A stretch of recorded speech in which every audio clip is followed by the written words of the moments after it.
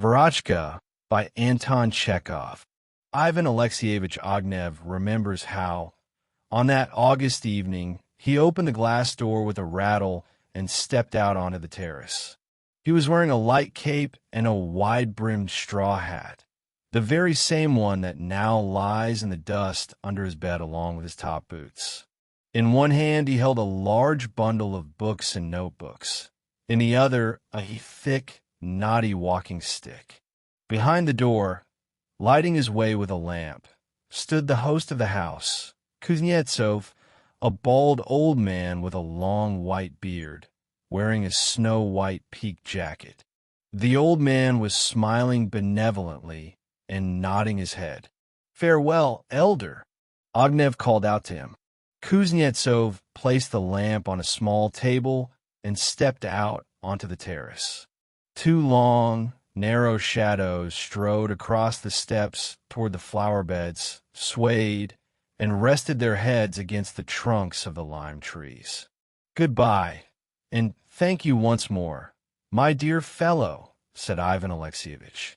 "Thank you for your kindness, for your warmth, for your affection. Never, for as long as I live, shall I forget your hospitality. You are a good man, and your daughter is wonderful, and everyone here is so kind, cheerful, and welcoming. Such a magnificent group of people that I simply haven't the words to describe it." Overflowing with emotion and under the influence of the fruit brandy he had just drunk, Ognev spoke in a sing-song, seminary-trained voice. He was so moved that he expressed his feelings not so much through words as by blinking his eyes and twitching his shoulders. Kuznetsov, also somewhat tipsy and touched, reached out to the young man and kissed him. "I've grown as attached to you as a hunting dog," Ognev continued. "I hung around here almost every day, stayed overnight a dozen times, and drank so much brandy it's frightening to remember. But most of all, Gavril Petrovitch, I thank you for your cooperation and help. Without you, I'd have been stuck here with my statistics until October. I shall write in my preface. I consider it my duty to express my gratitude to the chairman of the Insk District Zemstva Board, Kuznetsov, for his kind assistance. Statistics has a brilliant future. Give my lowest bow to Vera Gavrilovna, and tell the doctors, both investigators, and your secretary that I will never forget their help. And now, old friend, let us embrace one last time." Softened by the moment, Ognev kissed the old man again and began to descend the steps. On the last step, he looked back and asked, "Will we ever see each other again?" "God knows," the old man replied. "Likely never." "Yes, true. You can't be lured to St. Petersburg for anything, and I'll hardly ever find myself in this district again.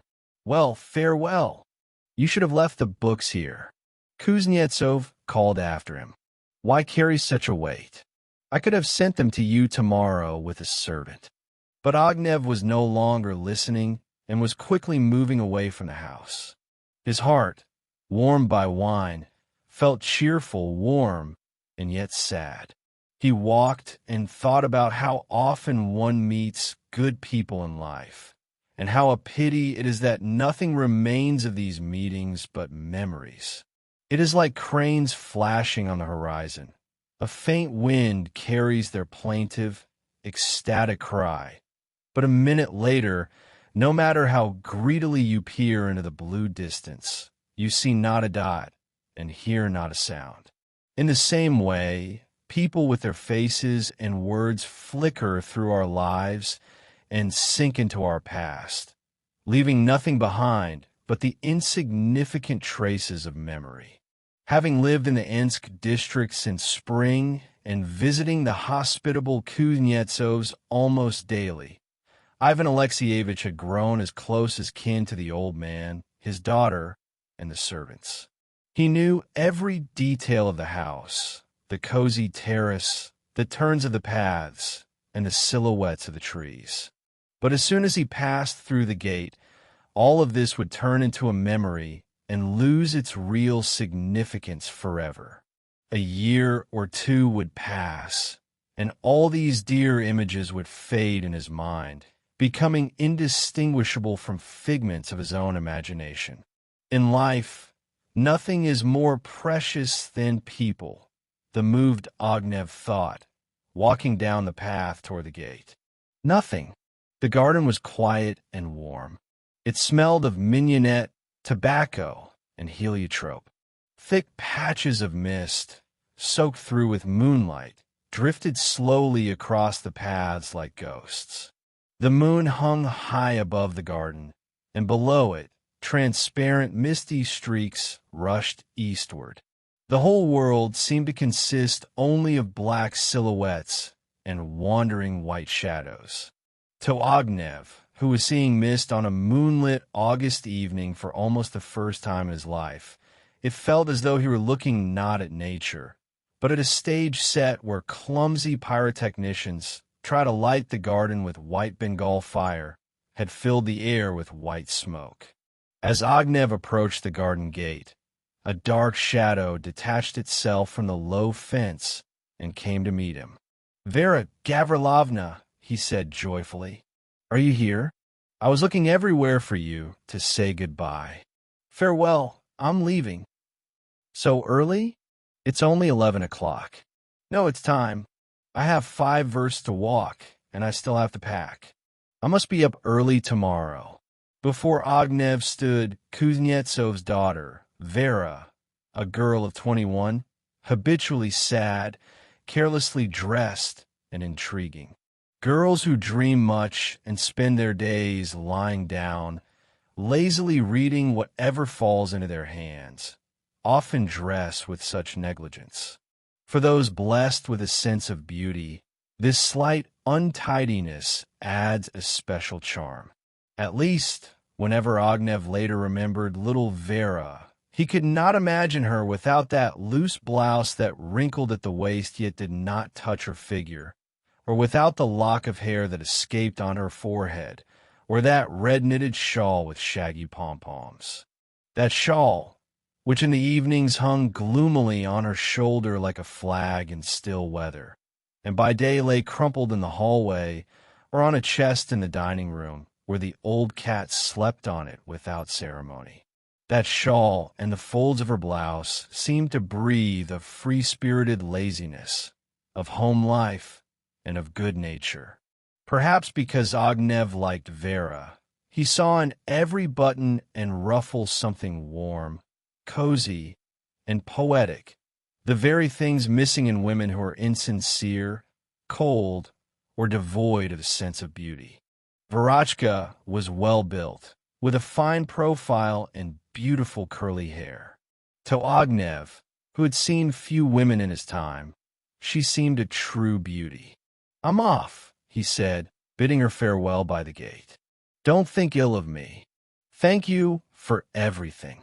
In the same sing-song, seminary-trained voice he had used with the old man, blinking and twitching his shoulders just as before, he began to thank Vera for her hospitality, kindness, and warmth. "I wrote to my mother about you in every letter," he said. "If everyone were like you and your father, life wouldn't be just living. It would be a permanent holiday. Everyone here is magnificent. People are simple, hearty, and sincere." "Where are you going now?" Vera asked. "Now I'm going to my mother's in Oral. I'll stay with her for about 2 weeks, and then back to St. Petersburg for work.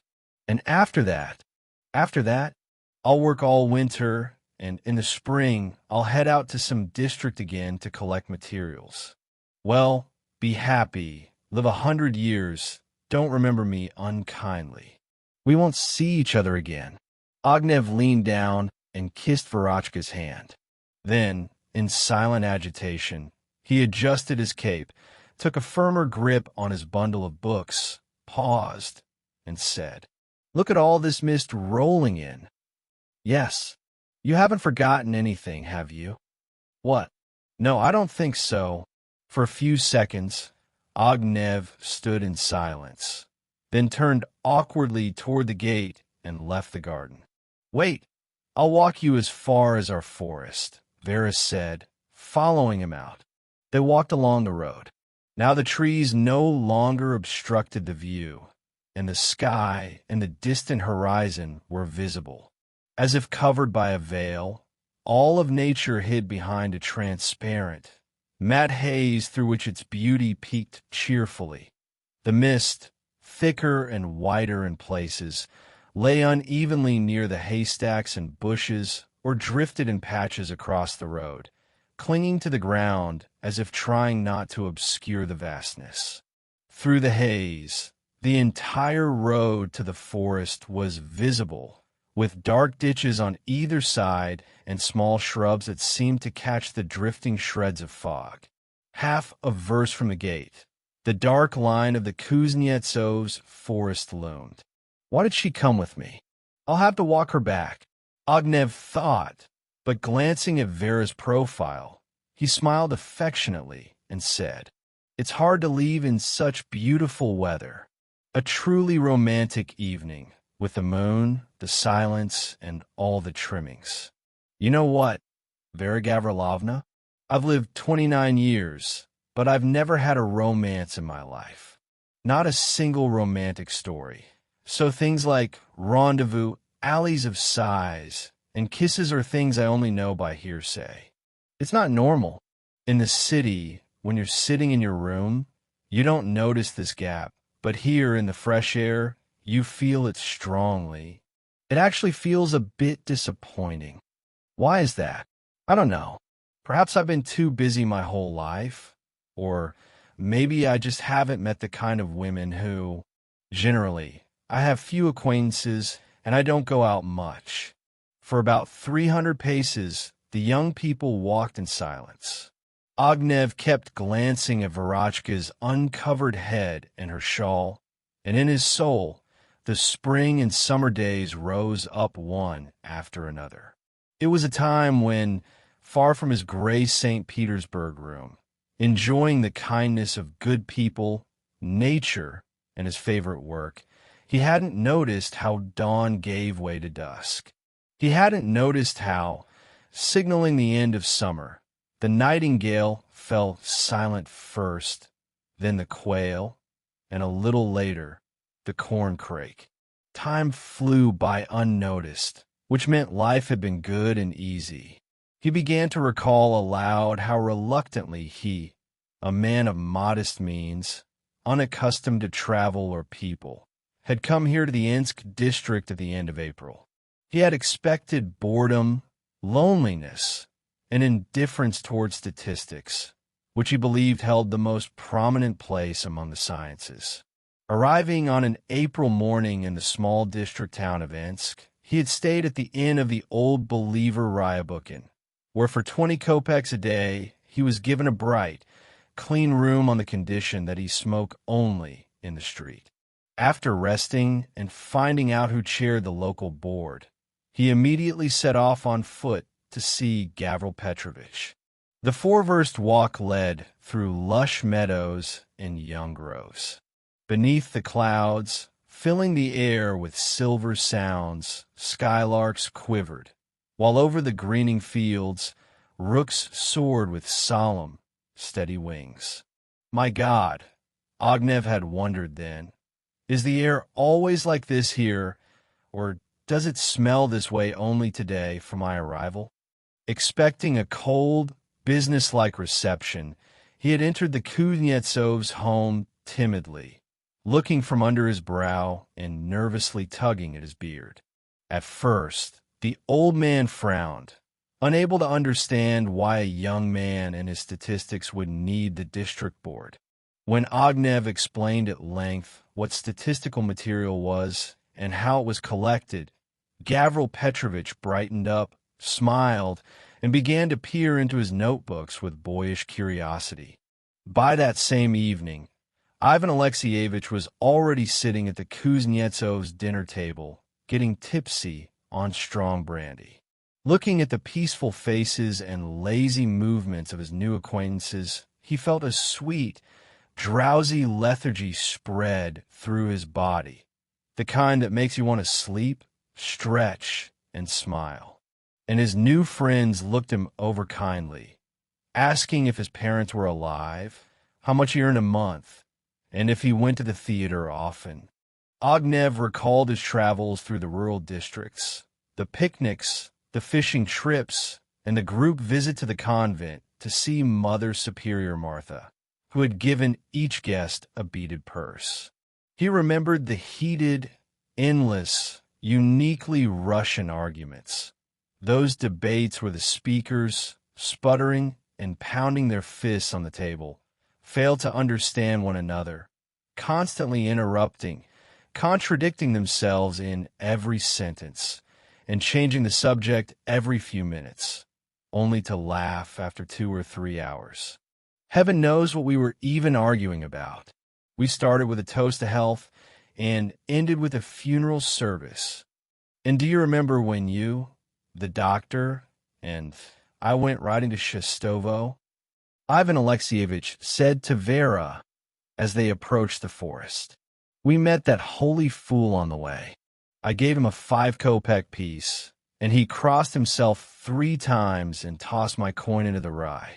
Good Lord, I'm carrying away so many impressions that if they could be forged into a single mass, they would make a solid ingot of gold.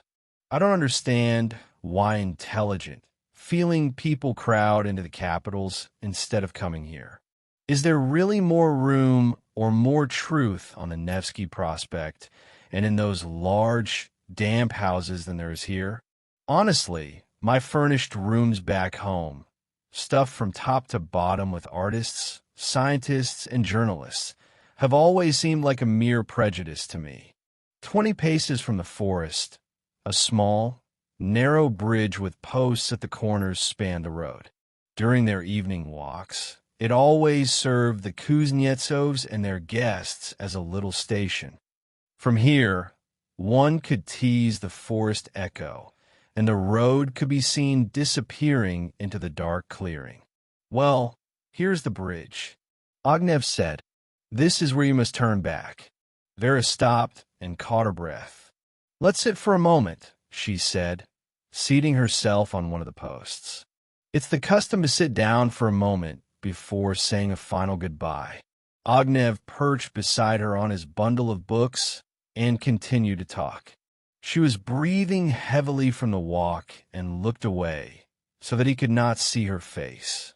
And imagine, if we meet again in 10 years, he said, what will we be like then? You will be a respectable mother of a family, and I shall be the author of some respectable, useless statistical volume, as thick as 40,000 other volumes. We'll meet and remember old times. Right now, we feel the present. It fills us and excites us. But then, when we meet, we won't even remember the date, or the month, or even the year we last saw each other on this bridge. You'll have changed, I expect. Tell me, will you change? Vera started and turned her face toward him. What? She asked. I was just asking you. Forgive me, I didn't hear what you were saying. Only then did Ognev notice a change in Vera. She was pale and breathless. The trembling of her breath moved her hands, her lips, and her head. Not one, but 2 locks of hair had escaped her hairstyle and fallen onto her forehead. It was clear she was avoiding his eyes, and in an effort to hide her agitation, she kept adjusting her collar as if it were choking her, or shifting her red shawl from one shoulder to the other. You seem cold, Ognev said. Sitting in the mist isn't very healthy. Let me walk you home. Vera remained silent. What is the matter? Ivan Alexeyevich smiled. You are silent and won't answer my questions. Are you unwell, or are you angry? Vera pressed her palm hard against the cheek, turned toward Ognev, then suddenly jerked it away. A terrible position. She whispered, a look of intense pain on her face. Terrible? What is so terrible about it? Ognev asked, shrugging his shoulders and not hiding his surprise. What is the matter? Still breathing heavily and with her shoulders shivering, Vera turned her back to him. She stared at the sky for half a minute and then said, "I must speak with you, Ivan Alexeyevich. I am listening. It may seem strange to you.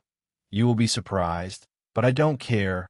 Ognev shrugged once more and prepared to listen.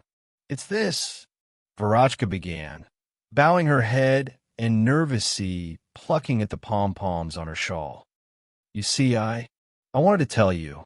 It will seem strange and stupid, but I can't go on like this." Her speech dissolved into an indistinct murmur and then suddenly broke into sobs. The girl covered her face with her shawl, bent even lower, and began to weep bitterly. Ivan Alexeyevich gave a confused clear of his throat, and in his astonishment, not knowing what to say or do, looked around helplessly. And used to the sight of tears, his own eyes began to prickle. "Well now, what's this?" he muttered distractedly. "Vera Gavrilovna, what is all this for, I ask you? My dear girl, are you ill? Or has someone offended you? Tell me, perhaps I can. I might be able to help." When, in an attempt to comfort her, he ventured to gently take her hands away from her face, she smiled at him through her tears and murmured, I love you." These words, simple and ordinary, were spoken in plain human language, but Ognev, in profound embarrassment, turned away from Vera and stood up. His confusion was immediately followed by a sense of dread. The sadness, the warmth, and the sentimental mood brought on by the farewell and the brandy vanished instantly, giving way to a sharp, unpleasant feeling of awkwardness. It was as if his soul had turned inside out. He glanced sideways at Vera, and now that she had confessed her love and cast off that aloofness which so becomes a woman, she seemed to him somehow shorter, simpler, and less radiant. "What is this?" he thought to himself in horror. "But do I love her or not? That is the question."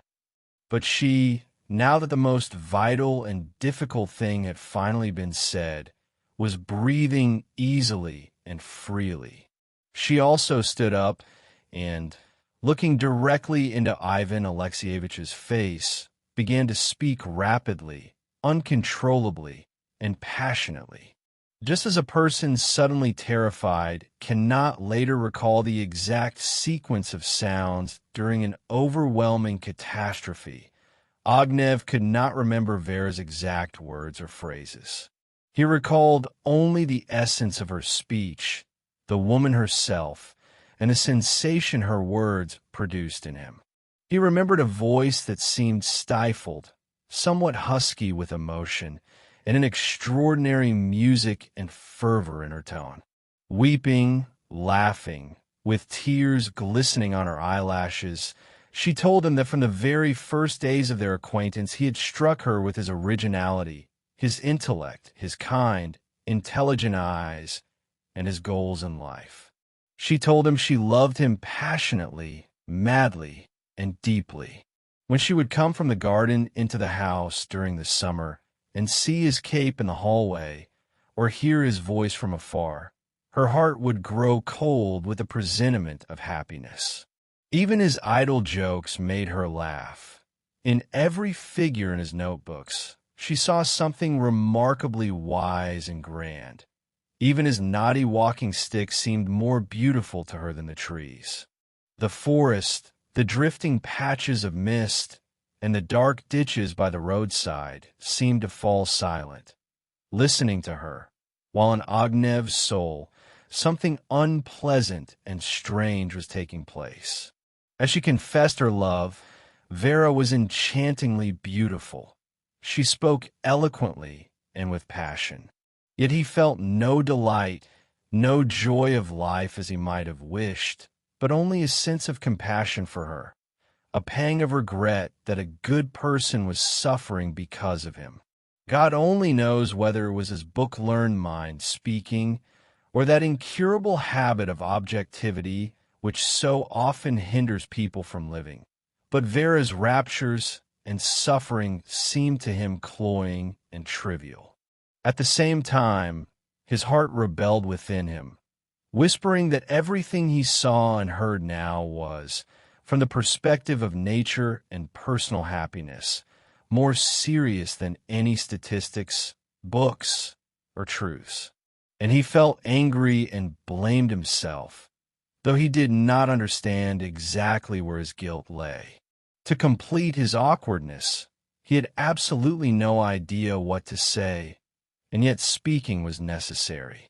To say plainly, "I do not love you," was beyond his strength, but he could not say yes, because no matter how he searched his soul, he could not find even a spark. He remained silent while she spoke on, saying that for her there was no greater happiness than to see him, to follow him wherever he wished, even this very moment, to be his wife and helper. She told him that if he left her, she would die of grief. "I cannot stay here," she said, wringing her hands. "I am weary of this house, this forest, this air. I cannot endure this constant stillness and aimless life. I cannot stand our colorless, pale people who are all as like one another as drops of water. They are all hardy and good-natured only because they are well-fed. They do not suffer. They do not struggle. But I want to be in those large, damp houses where people suffer and are hardened by labor and want." To Ognev, even this seemed cloying and trivial. When Vera finished, he still did not know what to say, but silence was impossible, so he stammered. "I'm very grateful to you, Vera Gavrilovna, though I feel I have done nothing to deserve such a feeling on your part. Secondly, as an honest man, I must say that happiness is based on balance. That is, when both sides love equally."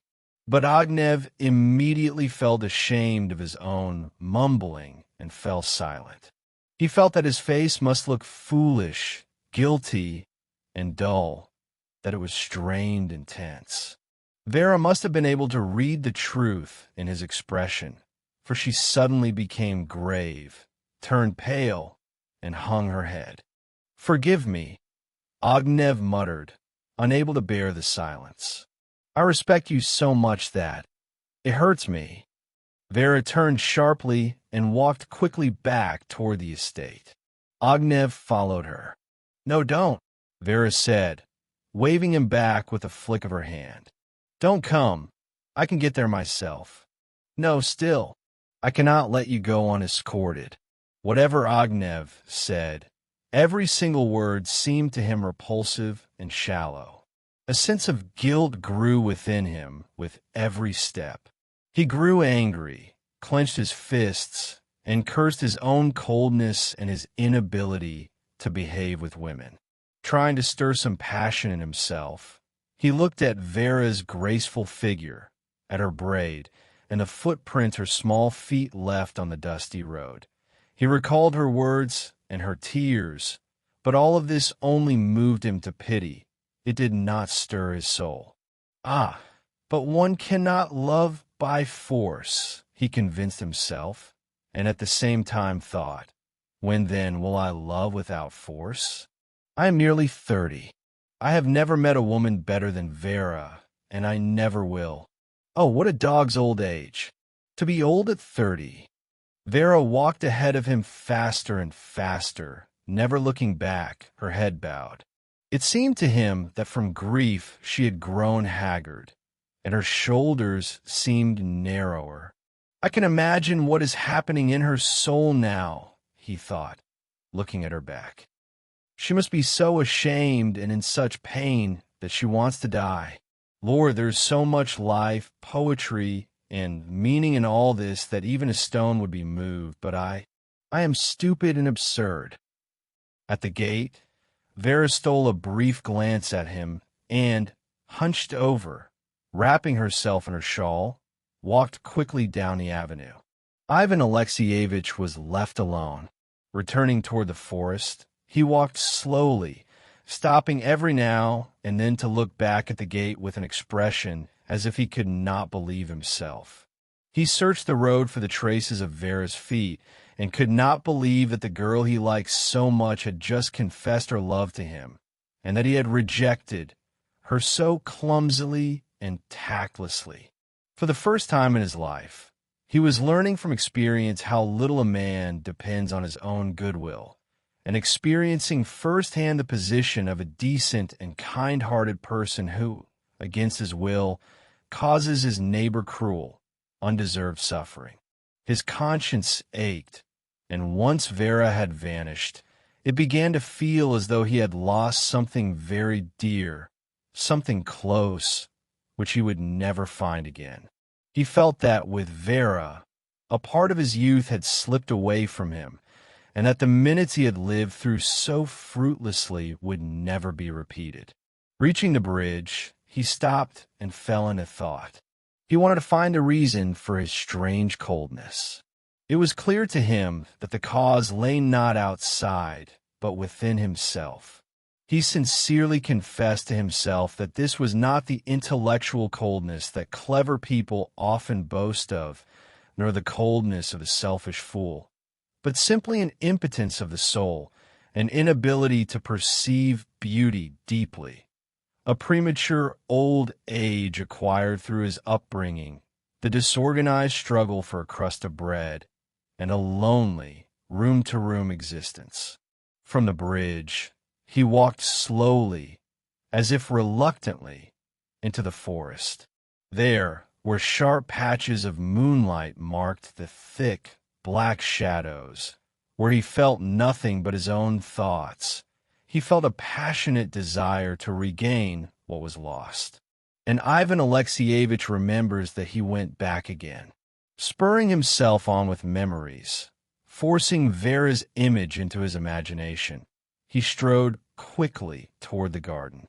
On the road and in the garden, the mist was gone. A clear moon looked down from the sky as if newly washed. Only the east was still misty and brooding. Ognev remembers his cautious steps, the dark windows, the heavy scent of heliotrope and mignonette. His old friend Caro, the dog, wagging his tail in greeting, approached and sniffed his hand. This was the only living creature that saw him walk twice around the house, stand for a while by Vera's dark window, and with a sigh and a wave of his hand, walk out of the garden. An hour later, he was in the small town, and, exhausted and broken, leaning his body and his burning face against the gates of the inn, he rattled the latch. Somewhere in the town, a dog barked in its sleep, and as if in response to his knocking, a church bell struck a rhythmic beat on a cast-iron board. Wandering about at night, grumbled the old believer landlord in a long, smock-like shirt as he opened the gate. Instead of wandering, you do better to pray to God. Entering his room, Ivan Alexeyevich sank onto the bed and stared at the light for a long, long time, then shook his head and began to pack.